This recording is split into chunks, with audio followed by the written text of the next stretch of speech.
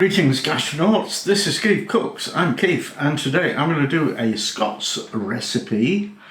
Very simple, very tasty, very cheap. Rumbledethumps.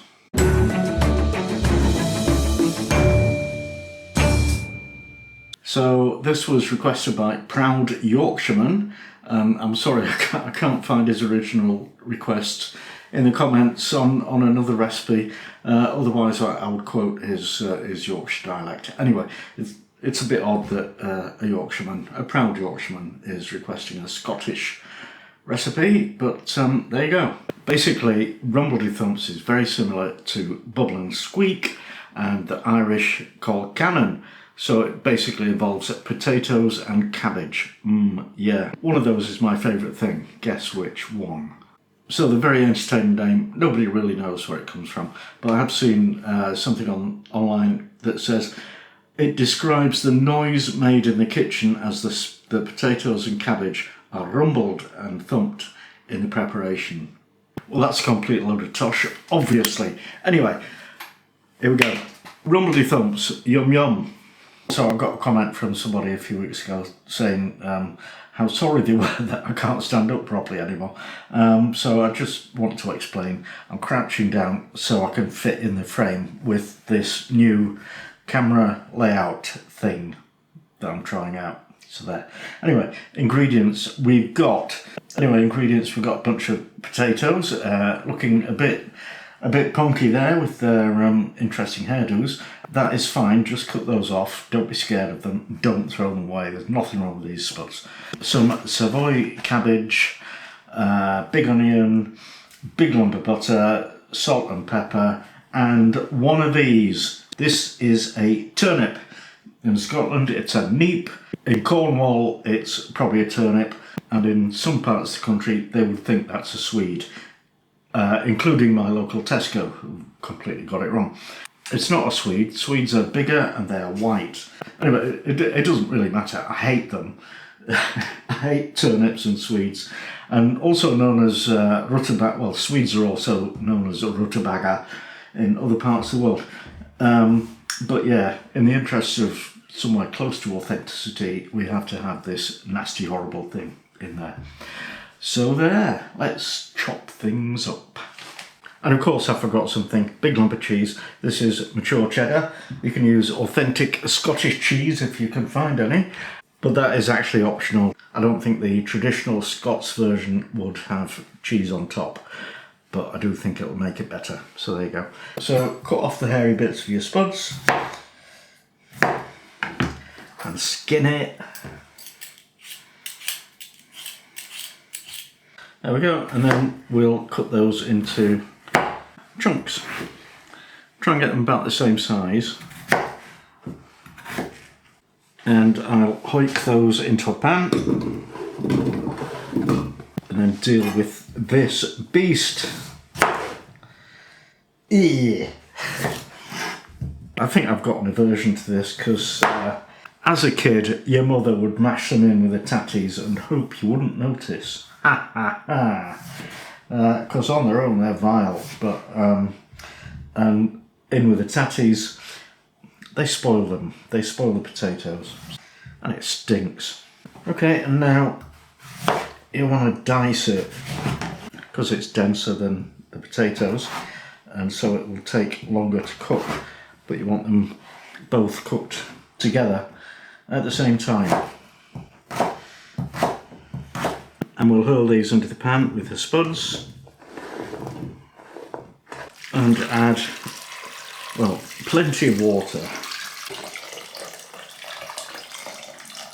And then pop that on the stove, bring it to the boil and let it cook for 15-20 minutes until they are tender.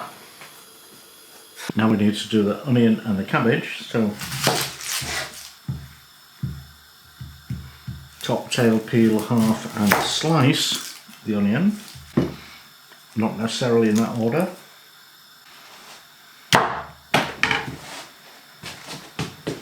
Now melt the butter in a heavy bottom pan on medium heat. Add the onion and gently cook it till it's softened, which will take about 5 to 10 minutes. Try not to brown it. And while the onions are cooking, we'll slice the cabbage.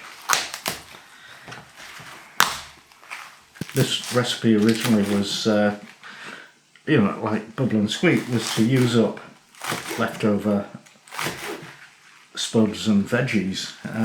So, you know, if you ever have any leftover spuds and veggies, use those in whatever proportion you have or you can manage. Some recipes suggest using kale. I suggest throwing it straight in the bin.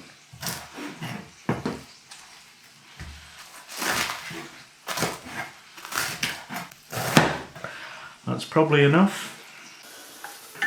Now add the cabbage to the pan and continue cooking gently for about 20 minutes. You want it to wilt down as much as you can, but again, try not to brown it. Okay, the neeps and tatties are nice and tender, and I'm just going to mash them.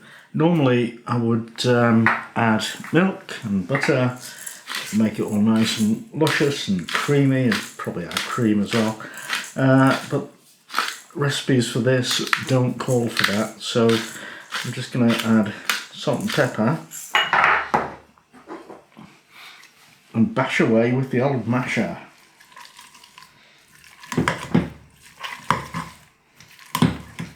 Okay, cabbage is quite wilted, the onion is soft, and so we'll hoik this in with the tatties and neeps.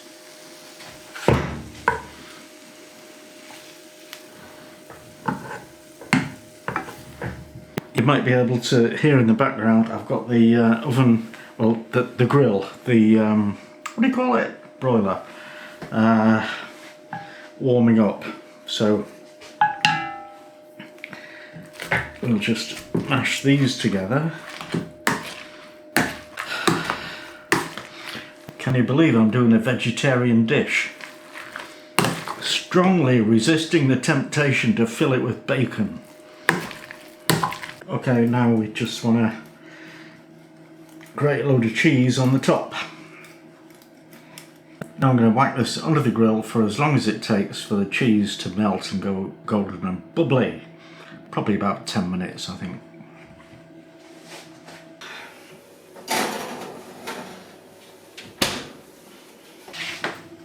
Okay, time's up, let's get it out. Oh yeah, that looks nice.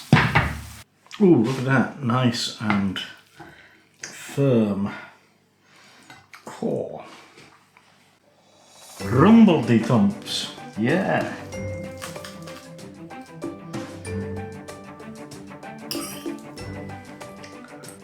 Okay, yeah, that's nice. Cheesy mashed potato.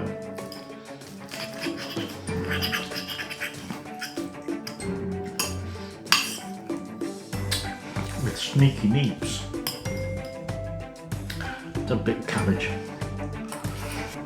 You know where you are with cabbage. I don't mind it actually, it's alright. You can have that on its own, or you can have it as a side with, you know, a bunch of sausages or something. But yeah, really good. My thumps are rumbled. So thanks for watching and see you next time.